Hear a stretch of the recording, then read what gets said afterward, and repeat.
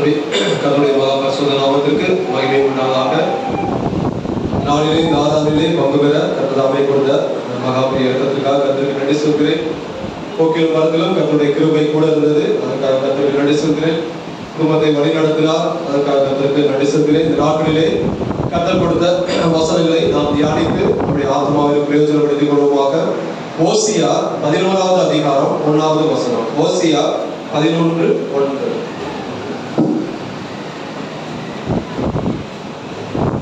ஓசியா 11:1. 1057 1057.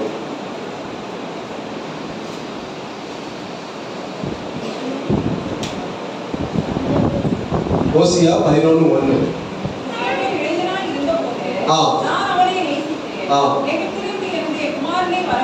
இஸ்ரவேல் இளைஞனாய் இருந்தபோது நான் அவனை நேசித்தேன், எகிப்திலிருந்து என்னுடைய குமாரனை வரவழைத்தேன். எகிப்திலிருந்து என்னுடைய குமாரனை வரவழைத்தேன்.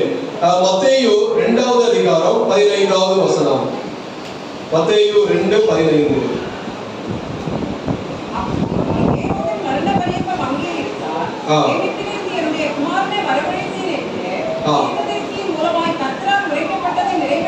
எகிப்திலிருந்து என்னுடைய குமாரனை வரவழைத்தேன் என்று பாருங்க. இஸ்ரவேல் இளைஞனாக இருந்தபோது நான் அவனை நேசித்தேன், எகிப்திலிருந்து என்னுடைய குமாரனை வரவழைத்தேன் என்று 2 இடத்துல கர்த்தருடைய ஆவியானவர் எழுதி வைத்திருக்கிறார். அதாவது எகிப்து தேசம் என்றால் எல்லாருக்கும் தெரியும், அது பாவம் நிறைந்த ஒரு தேசமாக இருக்கிறது. அந்த இடத்துலதான் இஸ்ரவேல் ஜனங்கள் அடிமைப்பட்டு கிடந்தார்கள். எகிப்திலிருந்து இஸ்ரவேல் ஜனங்கள் மீட்கப்பட்ட ஒரு காரியம் என்னவென்றால், அடிமைத்தனத்திலிருந்து ஒரு விடுதலை இஸ்ரவேல் ஜனங்களுக்கு உண்டாயிருந்தது. இது ஒரு மகா பெரிய அதிசயமான ஒரு காரியம். ஏன் அதிசயம்? ஏன் இது ரொம்ப பெரிய அதிசயம் அப்படின்னு எல்லாருக்கும் ஒரு கேள்வி உண்டாகும். ஏனென்றால் பாருங்க, பார்வோன் ஒரு மாவட்ட மகா பெரிய சேனை இருந்தது. அவன் ரொம்ப அசுர பலத்தோடு அவன் காணப்பட்டான். போர் செய்வதற்கு எல்லா ஏற்பாடுகளும் செய்திருந்தான். அவனிடத்துல எல்லா விதமான, அதாவது அந்த குதிரை படையிலிருந்து எல்லாமே அவனிடத்துல இருந்தது. ஆனால் இஸ்ரவேல் ஜனங்களிடத்துல யார் இருந்தார்? மோசே, ஆரோன், அப்புறம் அவர்கிட்ட ஒரு கோல். இது போலதான் இருந்துச்சு. நீங்க பாருங்க, இந்த நாட்கள்ல போய் ஒரு எக்ஸாம்பிள் வச்சுங்க, பங்களாதேஷ் வச்சுங்க, அமெரிக்கா தேசத்தோடு யுத்தம் பண்ண போறோம்னா அவங்க ஏதாவது ஒரு முடி, அதாவது ஒரு கூட அவங்களால முடியுமா? முதலாவது அங்க போய் சொன்னா நம்ம என்ன பண்ணுவோம்? இருக்கிறத ஒண்ணுமே இல்லாம அவர் அமெரிக்கா தேசத்தோட போய் யுத்தம் பண்ண போறாங்க. அங்க இருந்து இப்ப அடிமைப்பட்டு கிடந்தாங்கன்னு வச்சுங்க, அங்க இருந்து எப்படி அவன் வெளியே வர முடியும்? எல்லாரும் யோசிப்பாருங்க. இப்ப நாம பாருங்க, பிரிட்டிஷ் காலத்துல நாம இருந்தோம், அவருடைய ஆட்சிக்குள்ளாக இருந்தோம். எல்லாமே அவர்கள் வைக்கிற சட்டம், அவரிடத்துல என்ன இருந்தது என்றால், அவரிடத்துல எல்லாமே, அதாவது ஆயுதங்கள் இருந்தது. ஆனால் எப்படி விடுதலையானது? அந்த காந்தி அவர் அகிம்சை மூலமாக அநேக அந்த சுதந்திர போராட்டத்தின் மூலமாக அநேக இறந்து போனார்கள். அப்ப காந்தி யாரும் அந்த நாட்களை ஏற்றுக்கொள்ள, இப்ப என்னடா போய் அகிம்சை சொல்லி போய் ஒரு இடத்துல போய் உட்கார்ந்து இருக்காரு. அவங்க என்னடா அந்த பிரிட்டிஷ்காரங்க அவ்வளவு பலத்தோடு இருக்காங்க, எப்படி விடுதலை அவங்களிடத்துல நம்ம வெளியே வர முடியும் என்று எல்லாரும் அந்த நாட்கள்ல யோசித்தார்கள். அது போலதான் இஸ்ரவேல், அதாவது ஜனங்கள் எகிப்துல அடிமைப்பட்டு கிடக்கும் போது இவங்க போய் 2 பேரும் போய் வாங்க, நம்ம இறைவன் இந்த இடத்துல இருந்து நம்மை கொண்டு போவார் என்று சொன்ன போது அவர்களை ஏற்றுக்கொள்ள முடியாத ஒரு காரியமாக இருந்தது. ஏனென்றால் இது ஒரு மகா பெரிய அதிசயமான ஒரு காரியம். எல்லாரும் யோசிக்க, எப்படி அவர்கள் வெளியே வந்தார்கள்? யாத்ராகமம் 13வது அதிகாரம் 9-10. யாத்ராகமம் 13:9-10.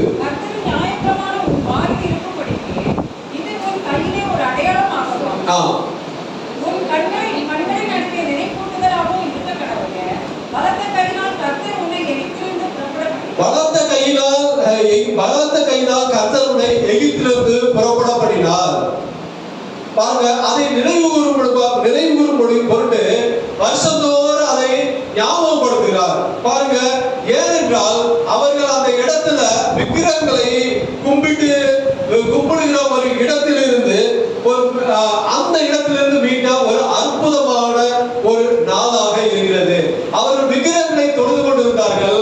பாருங்க, கடைசி வரை இறைவன் சொல்லியிருக்கலாம், கடவுள் சொல்லியிருக்கலாம், இல்ல நீங்க அங்கே அந்த தேசத்திலே இருந்து நீங்க ஆராதனை செய்யுங்க அப்படி என்று சொல்லி இருக்கலாம். ஆனால் தேவனானவர் என்ன பண்றாங்க, நீ அந்த விக்கிரகத்திலிருந்து வெளியே வந்து என்ன தொழுதுகொள். ஓசியா 11வது அதிகாரம் 2வது வசனம். ஓசியா 11:2.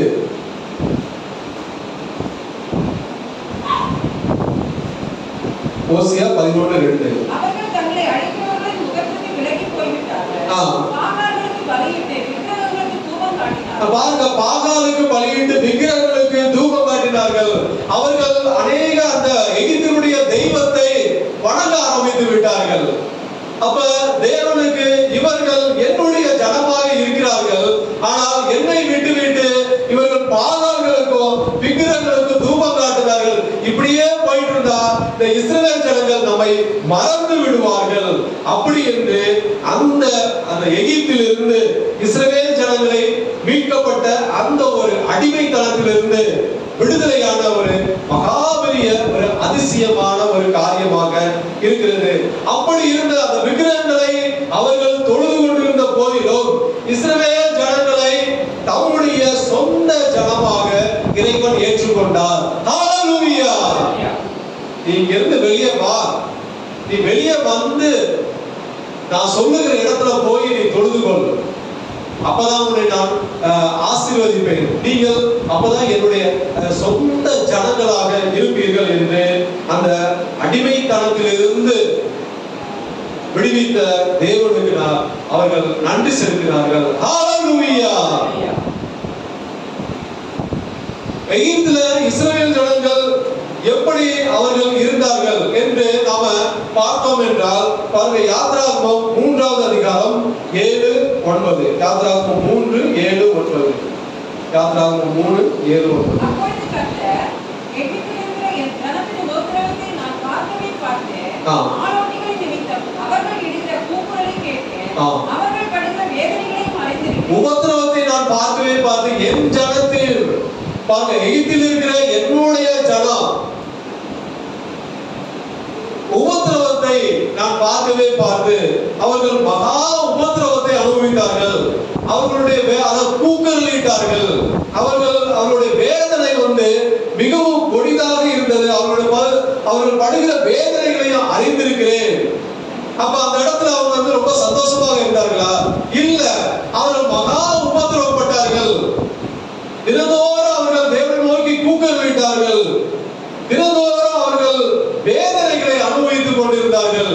அருமையான தேவனுடைய பிள்ளைகளே, ஏனென்றால் அது என்ன ஒரு தேசம், பாவம் நிறைந்த ஒரு தேசமாக இருக்கிறது. அந்த இடத்துல இருந்து அவர்கள் சரியாக இறைவனை தொழுது கொள்ள முடியல, இறைவனை ஆராதனை செய்ய முடியல. அது நிமித்தமாக அவர்கள் அதோடு கூட சேர்ந்து அவர்கள் வேதனைகளை அனுபவித்தார்கள். அருமையான தேவனுடைய பிள்ளைகளே, அப்படிப்பட்டதான ஒரு வாழ்க்கை எகிப்தில், அதாவது இஸ்ரவேல் ஜனங்கள் எகிப்திலே அனுபவித்தார்கள். யாத்ராகமம் 1:11. யாத்ராகமம் 1:11. அப்படியே அவர்களை சுமக்கிற வேலையினால் கொடுக்கும்படிக்கு அவர்கள் மேல் விசாரணைக்காரரை வைத்தார்கள். அப்பொழுது அவர்கள் பார்வோனுக்காக பித்தோம், ராமசேஸ் என்னும் பண்டசாலை பட்டணங்களை அவர்கள் இஸ்ரவேல் ஜனங்கள் ஒடுக்கினார்கள். வேலை, அதாவது 8 மணி நேரம் வேலைனா கிட்டத்தட்ட 18 மணி நேரம் அப்படியே டபுள் ஓட்டி ஷிஃப்ட் அப்படின்னு சொல்லி அவர்களை விடாம அவர்களை வேலை செய்து அவர்களை ஒடுக்கிறார்கள். அவர்கள் ஜீவனை கசப்பாக்கினார்கள்.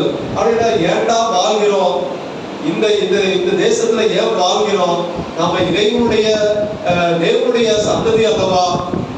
நம்ம தேவன் காப்பாற்ற மாட்டாரா? ஆபிரகாமின் தேவன், ஈசாக்கின் தேவன், யாக்கோபின் தேவன் என்று நாம தொழுது கொண்டோமே, இப்பொழுது அவர் காப்பாற்ற மாட்டார் அப்படி என்று அவர்கள் ஜீவனை கசப்பாக்கினார்கள்.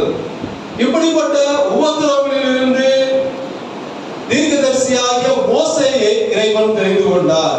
அவர்கள் மூலமாக எகிப்தில் இருக்கிற ஜனங்களை மீட்டு கானான் தேசத்திற்கு கொண்டு போனார்.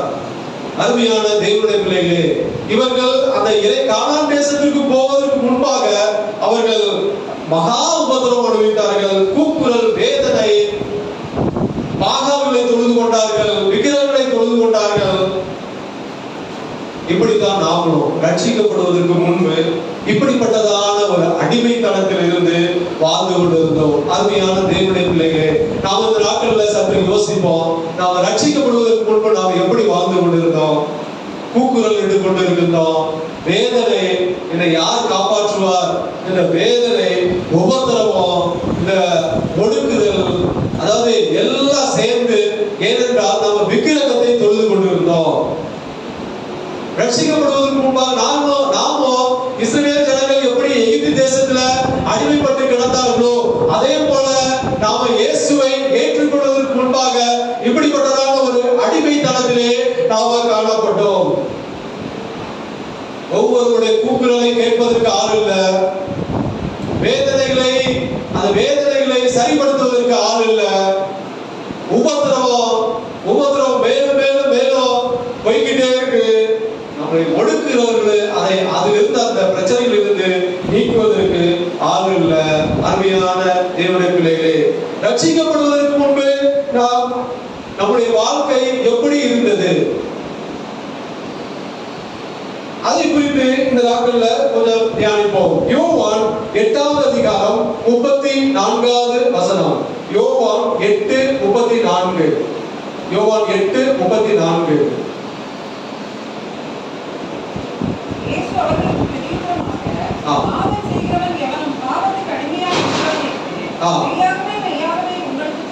பாவம் செய்கிற எவனும் பாவத்திற்கு அடிமையாக இருக்கிறான். முதல் காரியம் பாருங்க, அதாவது ரட்சிக்கப்படுவதற்கு முன்பு நம்முடைய வாழ்க்கை எப்படி இருந்தது? பாவத்திற்கு அடிமையாக நாம காணப்பட்டோம். ஏனென்றால் நாம் பாவம் செய்கிறவர்களாக இருந்தோம். பாருங்க, குடிக்கிறவன் குடிக்கு அடிமையாக இருக்கிறது போல அவனால அதிலிருந்து வெளியே வர முடியாது. பாவம் செய்கிறவன் பாவத்திற்கு அடிமையாக இருக்கிறான். நாம் ஒரு காலத்துல அடிமைப்பட்டு கிடந்தோம். இந்த பாவ வாழ்க்கையில அடிமைப்பட்டு கிடந்தோம். சாத்தானின் காலடியிலே கிடந்தோம். அவன் என்ன சொல்லுகிறானோ அதையே செய்தோம். அப்படியே சாத்தானு கீழே அப்படியே காலடி அவனை போட்டு அப்படியே இது செய், இந்த பாவத்தை செய், இந்த பாவத்தை செய் அப்படி என்று சொல்லும் போது அவனுக்கு நாம அடிமையாகி கிடந்தோம். அவனே கதி என்று கிடந்தோம். அவன் தான் கதி. அவன் இல்லைன்னா நமக்கு வேற யாருமே இல்லை. அப்படி என்று நாம ரட்சிக்கப்படுவதற்கு முன்பாக இப்படி இருந்தோம். பாருங்க, சிம்சோன் பாருங்க எப்படி அந்த தெலீலாள் மடியிலே அடிமைப்பட்டு கிடந்தானோ, அவன் மடியே தான் கதிட்டு இருந்தான். அவனுக்கு கர்த்தருடைய வல்லமை இருந்தது, எல்லாம் இருந்தது. ஆனால் அவன் மடியே தான் கதின்னு கிடந்தான். அது போல நாம் பாவத்திற்கு அடிமைப்பட்டு இருந்தோம். ஆனா அந்த சிம்சோன் பாருங்க, அந்த கடைசி வரை அந்த தெலீலாள் அவன் சாவதற்கு முன்பு கூட அவன் அந்த மடியிலேயே தான் படுத்து கிடந்தான். அருமையான தேவனுடைய பிள்ளைகளே, ரட்சிக்கப்படுவதற்கு நாமோ இப்படிப்பட்டதான ஒரு சூழ்நிலையிலே காணப்பட்டிருப்போம். பாவம் செய்து செய்து செய்து பாவத்திற்கு அடிமையாய் கிடந்தோம். அதை இந்த நாட்களில் தியானித்து பாருங்க. பாவத்திற்கு, அதாவது நம்ம பாவம் செய்ய செய்ய செய்ய செய்ய அதற்கு அடிமைப்பட்டு கிடந்தவர்களாக இருந்தோம். இப்படிப்பட்டதான ஒரு வாழ்க்கை நாம வாழ்ந்து கொண்டிருந்தோம். இரண்டாவது காரியம், ரோமர் 7:24. ரோமர் 7:24. ரோமர் 7:24.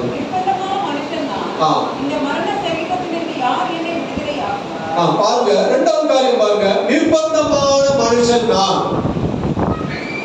அதாவது இரண்டாவது காரியம், பாவம் செய்வதற்கு நாம் நிர்பந்திக்கப்படுகிறோம்.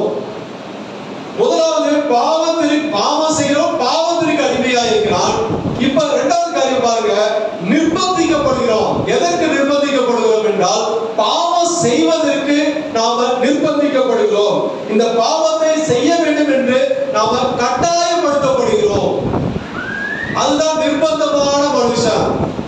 அப்ப யார் வந்து நிர்பந்தமான மனுஷன் பாருங்க, நான் விரும்புகிறத செய்யாமல் நான் விரும்பாதத செய்கிற யாரெல்லாம் அப்படி செய்கிறீர்களோ அவர்கள் நிர்பந்தமான ஒரு மனுஷனாக இருக்கிறார்கள். நான் பரிசுத்தமாய் இருக்க வேண்டும் என்று விரும்புகிறேன், ஆனால் பரிசுத்தமாய் இருக்க என்னால் முடியவில்லை, மாறாக பாவம் செய்கிறேன். அவர்கள் நிர்பந்திக்கப்படுகிறார்கள். இப்படிப்பட்டதான ஒரு வாழ்க்கை நாம ரட்சிக்கப்படுவதற்கு முன்பாக வாழ்ந்து கொண்டிருந்தோம். அருமையான தேவனுடைய பிள்ளைகளே, இதற்கு உதாரணம் பாருங்க. பேதுரு ஒரு அருமையான ஒரு உதாரணம். அதாவது பேதுரு வந்து இயேசுவுக்காக அவர் சொல்லுகிறார், போற இடத்துல நான் மரித்தாலும் வருவோம் அப்படின்னு சொல்லுகிறார். ஆனா இறைவன் அந்த இடத்துல ஸ்டாப் பண்ணிவிட்டார். பேதுருக்கு ஒரு ஆசை, இயேசுவோட கூட செல்லணும், அவருக்காக மரிக்க வேண்டும் என்று அவர் ஆசைப்பட்டார். அவர் ஆசைப்பட்டார். ஆனால் என்ன நிர்பந்திக்கப்பட்டார் என்றால் இயேசுவை மறுதலித்தார். அவர் உள்ளுக்குள்ளாக நான் விரும்புகிறதை நான் இயேசுவுக்காக அதாவது இயேசுவுக்காக நான் ரத்தம் சிந்த வேண்டும், நான் இயேசுவுக்காக என் ஜீவனை கொடுக்க வேண்டும் என்று அவர் விரும்பினார். ஆனாலும் விரும்பாத அந்த தீமையை, அதாவது பேதுரு விரும்பாத ஒரு காரியத்தை இயேசுவோடு கூட யாராவது மறுதலிப்பாங்களா? ஆனால் அவர் மறுதலித்தார். ஏனென்றால் அவர் நிர்பந்திக்கப்பட்டார், அந்த சூழ்நிலைக்கு தள்ளப்பட்டார். அருமையான தேவனுடைய பிள்ளைகளே, இந்த நாட்களிலே நாமோ அந்த சூழ்நிலைக்கு தள்ளப்படுகிறோம், நிர்பந்திக்கப்படுகிறோம். நாம பரிசுத்தமாய் இருக்க வேண்டும் என்று ஒவ்வொருவரும் ஆசைப்படுகிறோம். ஆனால் பரிசுத்தம் இல்லாத ஒரு நிலைமை காணப்படுகிறது.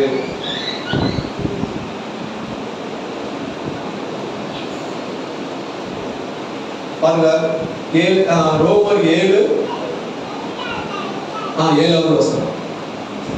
ஆகையால் என்ன சொல்லுவோம்? நியாயப்பிரமாணம் பாவமோ?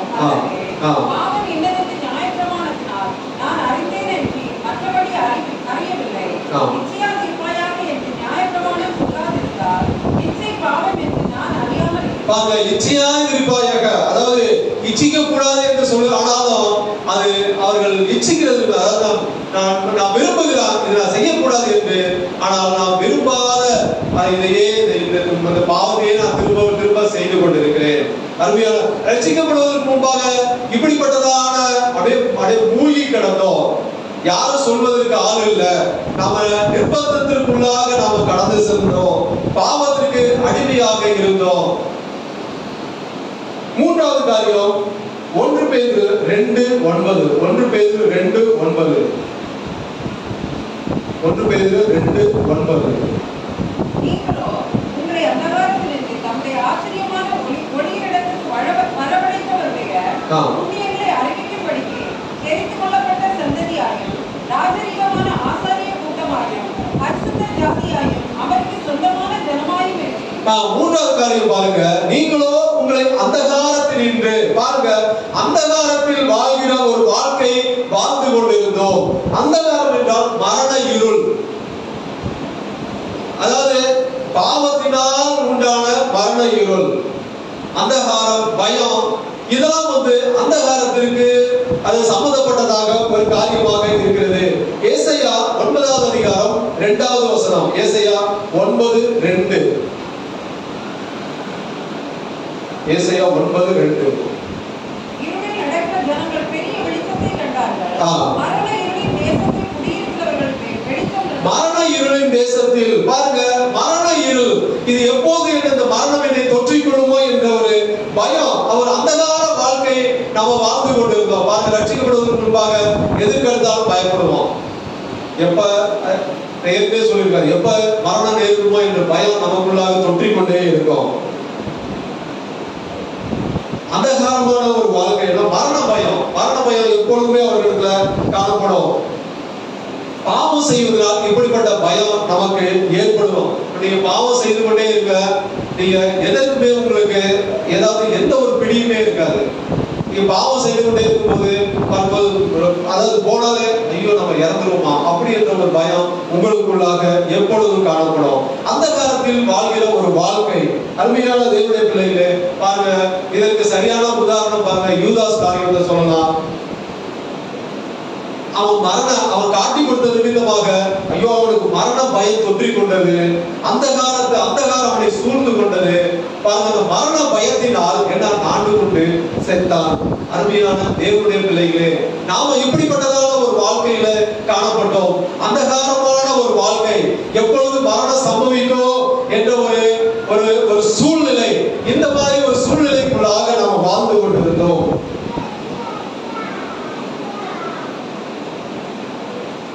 நான்காவது காரியம் கொலோசியர் 1:13. கொலோசியர் 1:13. கொலோசியர் 1:13. அதிகாரத்தினின்று நம்மை விடுதலையாக்கி தமது அன்பின் குமாரனுடைய ராஜ்யத்திற்கு உட்படுத்துகிறவராய் இருக்கிற பிதாவை ஸ்தோத்திரிக்கிறோம். பாருங்க, அடுத்த காரியம் பாருங்க. இருளின் அதிகாரத்தில் இருந்த நாம் இருளின் அதிகாரத்துல ஒரு வாழ்க்கை வாழ்ந்து கொண்டிருந்தோம். இருளின் அதிகாரம் என்றால் பாருங்க, பிசாசின் கட்டுப்பாட்டிற்குள், பிசாசினுடைய அதிகாரத்திற்குள் நாம எப்படி முன்பாக வாழ்ந்து கொண்டிருந்தோம் என்றால், பிசாசினுடைய கட்டுப்பாட்டுக்குள்ள அவன் என்ன சொல்றானோ அதே தான் செய்கிறது.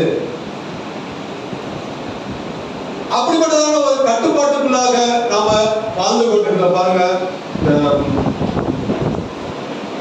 இந்த லவ் பண்றவங்க அந்த டைம்ல பாத்தீங்கன்னா அவர்கள் வந்து அப்படியே ரொம்ப அப்படியே யாரையும் வந்து அட்ட மாட்டாங்க. அவங்களுக்கு டைம்னா என்னன்னா, அவங்க போகணும், பிக்கப் பண்ணணும், டிராப் பண்ணணும், அந்த பொண்ணையோ போய் கூட்டிட்டு போகணும், இப்படி அதாவது ஒரு அடிமைக்குள்ளாக அவர்கள் அந்த பொண்ணு என்ன சொல்லுதோ எல்லாத்துக்கும் ஆமா பண்ணுவாங்க. அந்த லவ் பண்ற பீரியட்ல பாருங்க, அதே என்ன சொன்னாலும் ஆமா ஆமா பண்ணுவாங்க.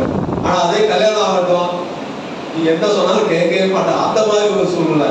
அதாவது அந்த பிசாசினுடைய கட்டுப்பாட்டிற்குள் நாம காணப்பட்டோம்.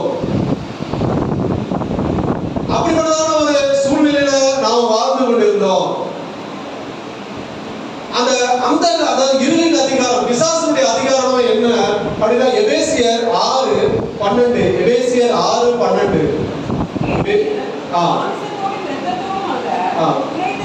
பாருங்க, துரைத்தனங்களோடும் அதிகாரங்களோடும்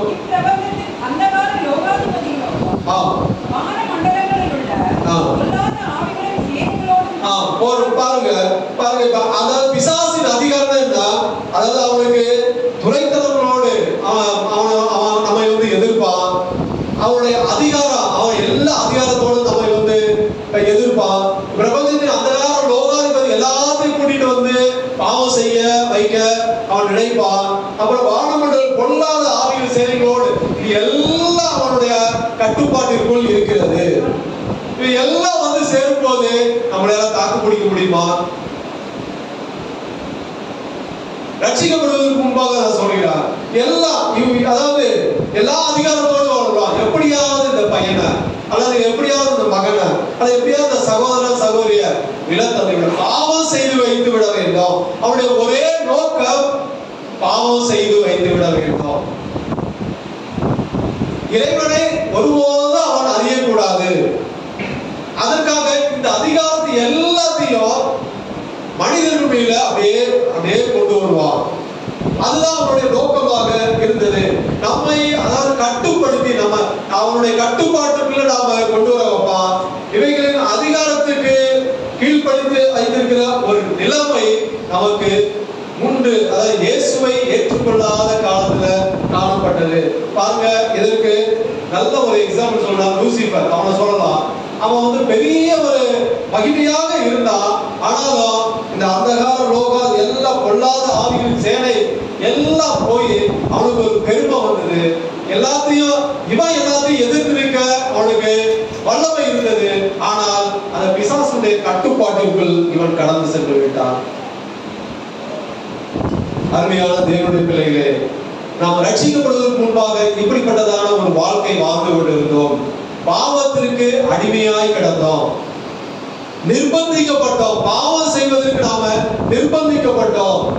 அந்த காலம் ஒரு வாழ்க்கை வாழ்ந்து கொண்டிருந்தோம். இருளின் அதிகாரம், சாத்தானின் அதிகாரத்திற்குள்ளாக நாம வாழ்ந்து கொண்டிருந்தோம். இப்படிப்பட்டதான பாவ வாழ்க்கையிலிருந்து எப்படி விடுதலை ஆவது? அருமையான தேவனுடைய பிள்ளைகளே, நாம் இப்படிப்பட்டதான பாவ வாழ்க்கை நம்ம இடத்துல எப்படி நாம விடுதலை ஆனோம்? அல்லது எப்படி மனிதர்கள் ஜனங்கள் விடுதலை ஆவார்கள்? இதை குறித்து நாம சற்று தியானிப்போம். யோவான் 8வது அதிகாரம் 36.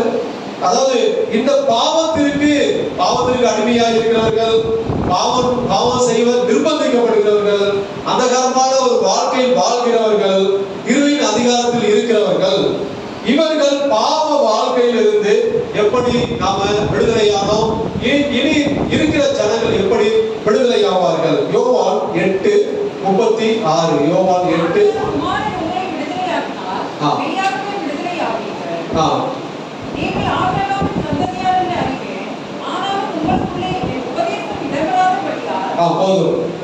ஆகையால் குமாரன் உங்களை விடுதலையாக்கினால் மெய்யாகவே விடுதலையாவீர்கள். முதல் காரியம் பாருங்க, இயேசு ஒருவனை பாவத்திலிருந்து விடுதலையாக்கினால், பாவ வாழ்க்கையில நாம ஒரு காலத்துல இருந்தோம், பாவத்திற்கு அடிமையாக இருந்தோம், நிர்பந்திக்கப்பட்டோம், அந்தகாரமான வாழ்க்கையிலே வாழ்ந்து கொண்டிருந்தோம், இருளின் அதிகாரத்தில், சாத்தானுடைய அதிகாரத்தில் காணப்பட்டோம். இயேசு ஒருவனை பாவத்திலிருந்து விடுதலையாக்கினால் மெய்யாகவே விடுதலை உண்டு. ஹல்லேலூயா. 32வது வசனம், யோவான் 8:32. சத்தியம் உங்களை விடுதலையாக்கும். பாருங்க, சத்தியத்தை அறிந்தால் சத்தியம் உங்களை விடுதலையாக்கும். சத்தியனா என்ன எல்லாருக்கும் தெரியும், இயேசுதான் சத்தியம். அருமையான தேவனுடைய பிள்ளைகளே, இயேசு ஒருவனை பாவத்திலிருந்து விடுதலையாக்க விரும்பினால் நாம் மெய்யாகவே விடுதலையாவோம். குமாரன் உங்களை விடுதலையாக்கினால் மெய்யாகவே விடுதலையாவீர்கள். இதற்கு நல்ல ஒரு உதாரணம் பாருங்க. சவுல், இயேசு சவுலை பவுலாக மாற்ற விரும்பினார். அவர் விரும்பினார், இயேசுவானவர் விரும்பினார். பவுல் விரும்பினாரா? சவுல் விரும்பினாரா? சொல்லுங்க, கிடையாது. அவன் எந்த மனநிலையில் இருந்தான்? எல்லாத்தையும் போய் கொலை செய்ய வேண்டும் என்று மனநிலையில் இருந்தான். அவன் இயேசுவை ஏற்றுக்கொள்ள வேண்டும் அப்படி என்ற நோக்கத்தோடு அவன் போகல. அவனோட போன நோக்கம் எல்லாம் இயேசுவை ஏற்றுக்கொண்டவர்களை கொலை செய்ய வேண்டும். அதுதான் அவனுடைய நோக்கமாக இருந்தது. ஆனால் இந்த இடத்துல பாருங்க, இயேசுவே நேரடியாக காட்சி தந்து தரிசனம் கொடுத்து இயேசுவை நேரடியாக பேசி சவுலை பவுலாக மாற்றினார். ஹல்லேலூயா. அருமையான தேவனுடைய பிள்ளைகளே, அவன் பாவ வாழ்க்கையில காணப்பட்டான், பாவத்திற்கு அடிமையாக இருந்தான், நிர்பந்திக்கப்பட்டான். அவன் நியாயப்பிரமாணத்தின்படி அவன் செய்யறது சரி என்று அவன் வாதிடுகிறார். ஆனால் அவன் பாவ வாழ்க்கை, ஸ்தேவான் கொலை செய்யப்படுவதற்கு இவன் ஒரு சாட்சியாக இருந்தார், ஒரு மனிதனாக காணப்பட்டார். இப்படிப்பட்டதான பாவ வாழ்க்கையில் இருந்த சவுலை இறைவன் இயேசு ஒருவனை பாவத்திலிருந்து விடுதலையாக்கினால் மெய்யாகவே விடுதலையாவீர்கள். ஹல்லேலூயா. இந்த நாட்கள்ல பவுலுக்கு செய்தது போல இயேசு நம்மையும் விடுதலையாக்கி இருக்கிறார், பாவத்திலிருந்து விடுதலையாக்கி இருக்கிறார். இயேசு ஒருவரே நம்மை விடுதலையாக்கி இருக்கிறார். சத்தியத்தை அறிவீர்கள், சத்தியம் உங்களை விடுதலையாக்கும். இயேசு ஒருவர் தான் நம்மை பாவ வாழ்க்கையிலிருந்து விடுதலையாக்க முடியும். இரண்டாவது காரியம் 2 கொரிந்தியர் 3:17. 2 கொரிந்தியர் 3:17. 2 கொரிந்தியர் 3:17. கர்த்தரே ஆவியானவர், கர்த்தருடைய ஆவி எங்கேயோ அங்கே விடுதலை உண்டு. கர்த்தரே ஆவியானவர், கர்த்தருடைய ஆவி எங்கேயோ அங்கே விடுதலை உண்டு. இரண்டாவது பாருங்க, கர்த்தருடைய ஆவி விடுதலையாக்க வேண்டும். பாருங்க, கர்த்தருடைய ஆவி விடுதலையாக்க வேண்டும். கர்த்தருடைய ஆவி, கர்த்தரே ஆவியானவர், கர்த்தருடைய ஆவி எங்கேயோ அங்கே விடுதலை உண்டு. இதற்கு பாருங்க, பவுலும் சீலாவும் சிறைச்சாலையில் இருக்கும்போது அவர்கள் கூடி ஜெபம் பண்ணினார்கள். பாருங்க, அப்போஸ்தலர் 16:25-26. அப்போஸ்தலர் 16:25-26. ஜெபம் பண்ணி தேவனை துதித்து பாடினார்கள்.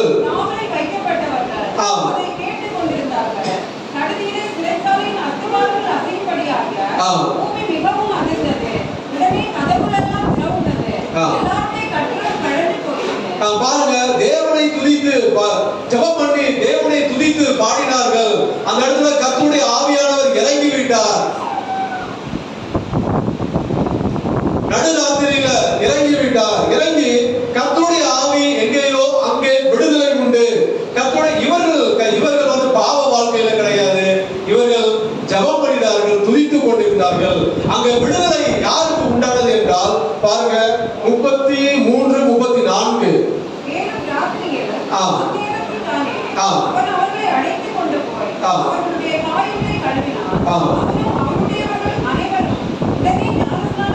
உடனே ஞானஸ்நானம் பெற்றார்கள்.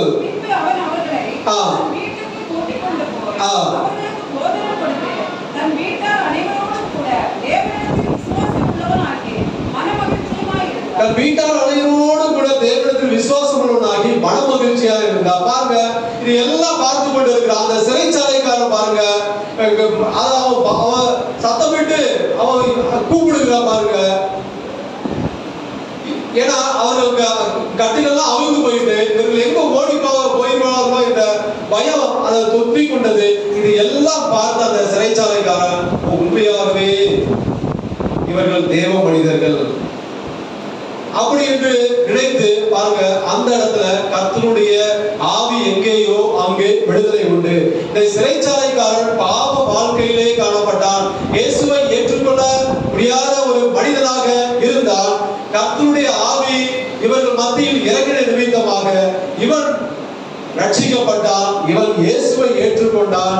இவன் மாத்திரமல்ல, இவனுடைய குடும்பத்தார் அனைவரும் ஞானஸ்நானம் பெற்றார்கள். அருமையான தேவனுடைய பிள்ளைகளே, கர்த்தருடைய ஆவி எங்கேயோ, கர்த்தருடைய ஆவி இருக்கிற இடத்துல உண்மையாகவே விடுதலை உண்டு. பாவ வாழ்க்கையிலிருந்து கர்த்தர் நம்மை, அவருடைய ஆவி நம்மை விடுதலையாக்கும். முதல் காரியம் நாம் பார்த்தோம், இயேசு ஒருவரை பாவத்திலிருந்து விடுதலையாக்கலாம், மெய்யாகவே விடுதலையாகும். இரண்டாவது காரியம், கர்த்தருடைய ஆவி எங்கேயோ அங்கே பாவ வாழ்க்கையிலிருந்து விடுதலை உண்டாகும். மூன்றாவது காரியம், ஓசியா 12:13. ஓசியா 12:13. ஓசியா 12:13.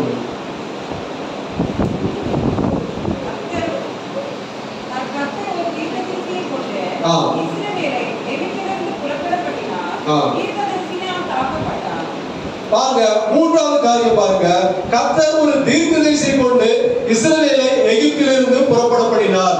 தீர்க்கதரிசியினால் காக்கப்பட்டார். பாருங்க, மூன்றாவது காரியம், தீர்க்கதரிசி மூலமாக விடுதலையாகும், விடுதலை உண்டாகும். தீர்க்கதரிசிகள் எங்கே இருக்கிறார்களோ அங்கே விடுதலை உண்டாகும். பாவத்திலிருந்து அவர்கள் பாவம் செய்ததை அவர்கள் சுட்டி காண்பிப்பார்கள். நீ செய்கிறது பாவம் என்று அதாவது பாவம் செய்கிறவர்களை சுட்டி காண்பிப்பார்கள். இதற்கு நல்ல உதாரணம் எல்லாருக்கும் தெரியும், தாவீது நாத்தான் தீர்க்கதரிசி. தாவீது பாவம் செய்ததை நாத்தான் தீர்க்கதரிசி சுட்டி காண்பித்தார். அந்த இடத்துல ஒரு தீர்க்கதரிசி இருந்து அந்த தாவீது பாவம் செய்ததை, அதாவது அவருடைய அதிகாரம் எல்லாம் இருந்தது, ஆனால் அதை சுட்டி காண்பித்தார். உடனே அவர் மனம் திரும்பினார். மனம் திரும்பி எப்படியாவது அந்த குழந்தை அதாவது வியாதிப்பட்டு கிடந்தது, எப்படியாவது குழந்தையை காப்பாற்ற வேண்டும், உபவாசம் இருந்தார், எல்லாம் பண்ணினார். எல்லாருக்கும் ஒரு கேள்வி வரும், அது பச்சை குழந்தை, அது அப்பதான் குழந்தை பிறந்த ஒரு, அதை எப்படி ஆண்டவர் சாகடித்து விட்டார் என்று. என்ன ஜோயல், கரெக்ட் தானே? அந்த எல்லாருக்கும் கொஸ்டின் வரும், அது ஒண்ணுமே தெரியாது. அந்த குழந்தைய அது கூட தாவீதை கொலை செஞ்சிருக்கலாம்ல. எல்லாருக்கும் அந்த கேள்வி வரும்.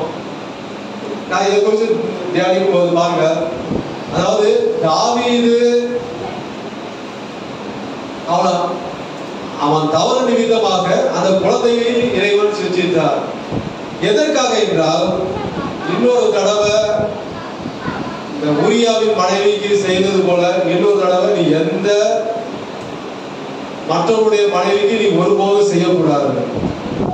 நீ இப்படி அவர் சிக்ஷிக்கவில்லை என்றால், ஓ கடவுள் மன்னித்து விட்டார் போல அப்படின்னு சொல்லிட்டு இன்னொரு உத்தமனாக இருக்கிற மனிதனை கொலை செய்து அவனுடைய பொண்டாட்டி எடுத்துக்குவான், அவனுடைய மனைவியை சொந்தமாக்கி கொள்ளுவான். அப்படி என்ற நோக்கத்தோடு இவனுக்கு ஏதாவது ஒரு சிகிச்சையை கொடுக்க வேண்டும் என்று அவன் குழந்தையை சிகிச்சைட்டான். அது ஒன்றும் தெரியாது. இவரை அவன் சாகடித்து இருந்தா எப்படி அவனுக்கு மனசாபம் உண்டாகும்? பாவத்தோட அவன் செத்துருப்பாங்கல்ல. ஆனா அதான் இன்னொரு தடவை இந்த மாதிரி செய்யக்கூடாது, என்று குழந்தையை செஞ்சிட்டார். அருமையான தேவனுடைய பிள்ளைகளே, தீர்க்கதரிசி இருந்தால் நம்முடைய தவறுகளை சுட்டி காண்பிப்பார்கள். எப்படி அந்த நாத்தான் தீர்க்கதரிசி தாவீதுடைய தவறுகளை சுட்டி காண்பித்து பாவ வாழ்க்கையிலிருந்து அவனை தாவீதை வெளியே கொண்டு வந்தாரோ, அதுபோல இந்த நாட்களிலே தீர்க்கதரிசி பாவ வாழ்க்கையில் வாழ்ந்து கொண்டிருந்தால் சுட்டி காண்பித்து வெளியே கொண்டு வந்துள்ளார். நல்ல பரிசுத்தவான்கள் இப்படிப்பட்டதான ஒரு பாவ வாழ்க்கையில் இருந்து மனிதர்களை திருத்த முடியும். அருமையான தேவனுடைய பிள்ளைகளே, தீர்க்கதரிசி அல்லது பரிசுத்தவான் தீர்க்கதரிசியினால் காக்கப்பட்டார். எப்படி இஸ்ரவேல் ஜனங்கள் மோசே என்ற தீர்க்கதரிசி மூலமாக அவர்கள் காக்கப்பட்டார்களோ, அதுபோல இந்த நாட்களிலே பரிசுத்தவான்கள் தீர்க்கதரிசி மூலமாக ஜனங்கள் பாவம் செய்யும் போது அவர்களை சுட்டி காண்பிக்கும் போது அதிலிருந்து அவர்கள் விடுதலை ஆவார்கள். ஹல்லேலூயா. நான்காவது காரியம் ஆகாய் 2:5. ஆகாய் 2:5. ஆகாய் 2:5. நீங்கள் எகிப்திலிருந்து புறப்படுகிற போது நான் உங்களோடு உடன்படிக்கை பண்ணின வார்த்தையின்படியே என் ஆவியானவர் உங்கள் நடுவில் நிலை கொண்டிருப்பார். பயப்படாதீர்கள். பாருங்க, நீங்கள் எகிப்திலிருந்து புறப்படுகிற போது நான் உங்களோடு உடன்படிக்கை பண்ணின வார்த்தையின்படியே, அடுத்ததாக எப்படி பாவ வாழ்க்கையில் இருந்து விடுதலை உண்டாகும்? வசனத்தின் மூலம் விடுதலை உண்டாகும். ஹல்லேலூயா. தேவனுடைய வார்த்தையின் மூலம் விடுதலை உண்டாகும். தேவன் இஸ்ரவேல் ஜனங்களுக்கு உடன்படிக்கை செய்த வார்த்தையின்படியே அவர் செய்தார். பாருங்க, ஆனா அவங்க பத்திரமாக கொண்டு போய் சேர்ப்பேன் என்று சொன்னார். ஆனா கொண்டு போனார். ஆனா இடையில இவர்கள் பாவம் செய்ததுமாக நிமித்தமாக அவர்கள் அழிக்கப்பட்டார்கள். ஆனா அவர் என்ன சொன்னார்? இந்த எகிப்திலிருந்து நீங்கள் புறப்படுவீர்கள். அப்படிதான் மோசேயும் ஆரோனும் போய் இஸ்ரவேல் ஜனங்களிடத்தில் சொன்னார்கள். பார்வோனிடத்தில் போய் சொன்னார்கள். அவர் வார்த்தையின்படியே அவர் என்ன சொன்னாரோ அந்த வார்த்தையின்படியே இஸ்ரவேல் ஜனங்கள் எகிப்திலிருந்து புறப்பட்டார்கள். ஹல்லேலூயா. அருமையான தேவனுடைய பிள்ளைகளே, நாம் விடுதலையாக்கப்பட வேண்டுமானால் வசனம் தேவை. தேவ வார்த்தை, தேவ வசனம் நம்மோடு பேசும்போது நம்முடைய இருதயத்தில் ஒரு மாற்றம் உண்டாகும். நம்ம வேதத்துல வாசித்து கொண்டே இருக்கோம், திடீர்னு நமக்கு ஒரு வார்த்தை உண்டாகும். ஒரு வார்த்தை நம்மோடு பேசும். நீ செய்கிறது பாவம், நீ இதிலிருந்து மனம் திரும்ப வேண்டும் அப்படி என்று பேசும். சில பேர் பாருங்க, இயேசுவை அறிந்து கொள்ளும்போது அப்படியே போவாங்க. போயிட்டு இருக்கும் போது, அதாவது ஒரு வார்த்தை அல்லது ஒரு பரிசுத்தவான் அல்லது ஏதோ ஒரு கன்வென்ஷன் நடக்கும், அங்க ஒரு வார்த்தை வெளிப்படும், அப்படியே போய் உட்கார்ப்பாங்க. பிற்காலத்துல பெரிய பரிசுத்தம் படிப்பட்டு நிறைய சாட்சி நாம கேள்விப்பட்டிருக்கோம். அதாவது சாகரன்னு போவாங்க, அங்க ஏதாவது ஒரு தேவனுடைய வார்த்தையோ அல்லது தேவனுடைய மனிதர் மூலமாக வாயிலிருந்து ஒரு வார்த்தை வெளிப்படும். அதை அவர்கள் கேட்டு அப்படியே போய் அந்த காரியத்திலிருந்து விடுதலையாகி இயேசுவை ஏற்றுக்கொண்டு பெரிய பரிசுத்தவான்களாக மாறி அநேக சாட்சிகள் நாம கேள்விப்பட்டிருக்கிறோம். அருமையான தேவனுடைய பிள்ளைகளே, வசனத்தின் மூலம் நாம பாவத்திலிருந்து விடுதலையாக முடியும். நம்முடைய இருதயத்திலே இந்த வசனம் ஒரு மாற்றத்தை உண்டாக்கும், ஒரு விடுதலையை உண்டாக்கும். அப்போஸ்தலர் 4:4. அப்போஸ்தலர் 4:4.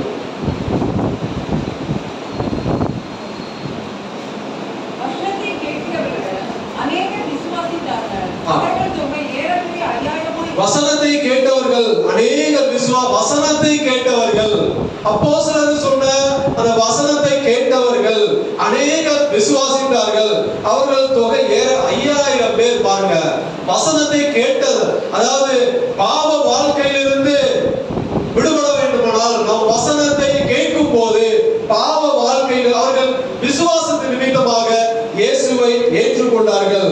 ஆகவே அருமையான தேவனுடைய பிள்ளைகளே, நம்மை பாவ பிடியிலிருந்து, அடிமைத்தனத்தில் இருந்து மீட்டு எடுத்திருக்கிறார். இந்த நாட்கள்ல நாம நினைத்து பார்த்தா நம்ம எவ்வளவு பெரிய பாவியாக இருந்தோம். ஆனால் இந்த நாட்கள்ல நம்ம அந்த அடிமைத்தனத்தில் இருந்து மீட்டு எடுத்திருக்கிறார். இது ஒரு மகா பெரிய அதிசயம். ஹல்லேலூயா! எப்படி இஸ்ரவேல் ஜனங்கள் எகிப்து தேசத்திலிருந்து புறப்பட்டது ஒரு பெரிய அதிசயமோ, அதுபோல நம்மை பாவ வாழ்க்கை அடிமைத்தனத்திலிருந்து மீட்டது ஒரு பெரிய அதிசயம். நம்ம பாவ வாழ்க்கையிலே இருந்தா நாம என்ன பண்ணிட்டு இருப்போம்? இந்நேரம் என்ன பண்ணிட்டு இருப்போம் பாருங்க. நேரம் எங்கேயாவது ஞாயிற்றுக்கிழமான சினிமாவுக்கு போயிருப்போம், இல்ல வேற எங்கேயாவது குடி பழக்கம் இருந்தா நம்ம குடிக்க போயிருப்போம். யோசிச்சு பாருங்க, எல்லாரும் அப்படி இல்லை, பட் யோசிச்சு பாருங்க எப்படி இருப்போம்னு. ஃப்ரெண்ட்ஸோட ஜாலியா அப்படியே போயிருப்போம். அருமையான தேவனுடைய பிள்ளைகளே, இந்த நாட்களிலே நம்மை அடிமைத்தனத்திலிருந்து மீட்டபடியால் இது ஒரு பெரிய அதிசயம். இந்த பெரிய அதிசயமான நாளாக இருக்கிறபடியால் இந்த நாட்களிலே நாம இறைவனை தொழுது கொள்கிறோம், இறைவனை ஆராதனை செய்கிறோம். ஹல்லேலூயா! கடைசி வரை நம்ம உயிருள்ள வரை, நம்முடைய உயிர் இருக்கிற வரை நம்ம சாட்சியாக வாழ்வோமாக, நம்முடைய சாட்சியை பாதுகாத்துக் கொள்வோமாக. இந்த ஆக்கள் நீங்க ஒவ்வொருவரும் நினைத்துக் கொள்ளுங்கள், நம்மை பெரிய ஒரு அடிமைத்தனத்திலிருந்து, பெரிய பாவத்திலிருந்து நம்மை மீட்டெடுத்திருக்கிறார். அடிக்கடி நான் யோசிப்பார், பெற்று சொல்லும் போது அவர் ஓப்பனாக சொல்ல அவருடைய அந்த பாவ வாழ்க்கை அது சாட்சி கொடுக்கும் போது ரொம்ப ஆச்சரியமாக இருக்கிறது. விடுதலை அது ஒரு பெரிய ஒரு அதிசயம். ஹல்லேலூயா! நம்ம எல்லாரையும், அவர் மாத்திரமல்ல, நம்ம எல்லாரையும் பாவ வாழ்க்கையில் இருந்து நம்மை விடுதலை ஆக்கி இருக்கிறார். இது ஒரு பெரிய அதிசயமாக இருக்கிறது. ஆகவே கடைசி வரை, நம்முடைய உயிர் இருக்கிற வரை நாம சாட்சியாக வாழ்வோமாக. மறுபடியுமாக அந்த அடிமைத்தனத்திற்கு, அந்த பாவ வாழ்க்கைக்கு செல்லாதபடி நாம் தீர்மானம் எடுப்போமாக. கண்டிப்பாக தீர்மானம் எடுக்க வேண்டும். சாட்சியுள்ள வாழ்க்கை வாழ்வோமாக. நம்ம இறைவன் பாவ வாழ்க்கையிலிருந்து மீட்டெடுத்திருக்கிறார். அருமையான தேவனுடைய பிள்ளைகளே, நம்ம ஒரு காலத்துல பாவத்திற்கு அடிமையாய் இருந்தோம். நாம பாவம் செய்வதற்கு நிர்பந்திக்கப்பட்டோம். அந்த காலத்தில் வாழ்கிற ஒரு வாழ்க்கை வாழ்ந்து கொண்டிருந்தோம். இருளின் அதிகாரத்துல இருந்தோம், பிசாசினுடைய அதிகாரத்துல இருந்தோம். அதிகாரத்துல இருந்து நாம செய்யத்தகாத பாவங்களை செய்து கொண்டிருந்தோம். ஆனால் இந்த நாட்களிலே இயேசுவானவர் இந்த பாவ வாழ்க்கையிலிருந்து நம்மை விடுதலையாக்கி இருக்கிறார். கர்த்தருடைய ஆவியானவர் இந்த பாவ வாழ்க்கையிலிருந்து விடுதலையாக்கி இருக்கிறார். தீர்க்கதரிசி பரிசுத்தவான் பாவ வாழ்க்கையிலிருந்து அவர்கள் சொன்ன அந்த வார்த்தை, அவர்கள் எச்சரித்த போது நாம் அதை கேட்கும் போது அந்த பாவ வாழ்க்கையிலிருந்து இறைவன் விடுதலையாக்கி இருக்கிறார். வசனத்தின் மூலம், தேவனுடைய வசனத்தின் மூலம் நம்மை பாவ வாழ்க்கையிலிருந்து விடுதலையாக்கி இருக்கிறார். இது மகா பெரிய அதிசயம். நம்முடைய வாழ்க்கையில் மற்றவர்களுக்கு எப்படியோ தெரியல, உலகத்தார்களுக்கு எப்படியோ தெரியல, ஆனால் நம்முடைய வாழ்க்கையில் இது ஒரு பெரிய அதிசயம், மகா பெரிய அதிசயம்.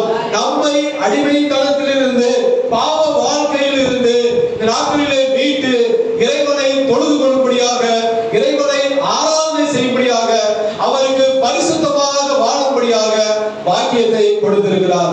இந்த பாக்கியத்தை நாம் உயிருள்ள வரை, கடைசி வரை நம்முடைய சாட்சியை பாதுகாத்துக் கொள்வோமாக. மறுபடியுமாக அந்த பாவ வாழ்க்கைக்கு செல்லாம நாம ஒரு தீர்மானம் எடுப்போமாக. சாட்சியுள்ள வாழ்க்கை வாழ்வோமாக. கர்த்தர் இந்த வார்த்தைகளை ஆசீர்வதிப்பாராக. ஆமென். ஹல்லேலூயா. சோத்ரா சோத்ரா சோத்ரா சோத்ரா சோத்ரா சோத்ரா. ஹல்லேலூயா ஹல்லேலூயா. சோத்ரா சோத்ரா சோத்ரா சோத்ரா சோத்ரா சோத்ரா சோத்ரா சோத்ரா. ஹல்லேலூயா ஹல்லேலூயா ஹல்லேலூயா. சோத்ரா சோத்ரா சோத்ரா சோத்ரா சோத்ரா. ஹல்லேலூயா ஹல்லேலூயா ஹல்லேலூயா ஹல்லேலூயா. இந்த வசனத்தின்படி யாராவது ஜெபம் செய்து தேவ வாசனை பெற்றுக்கொள்ளலாம். ஜெபிக்கலாம்.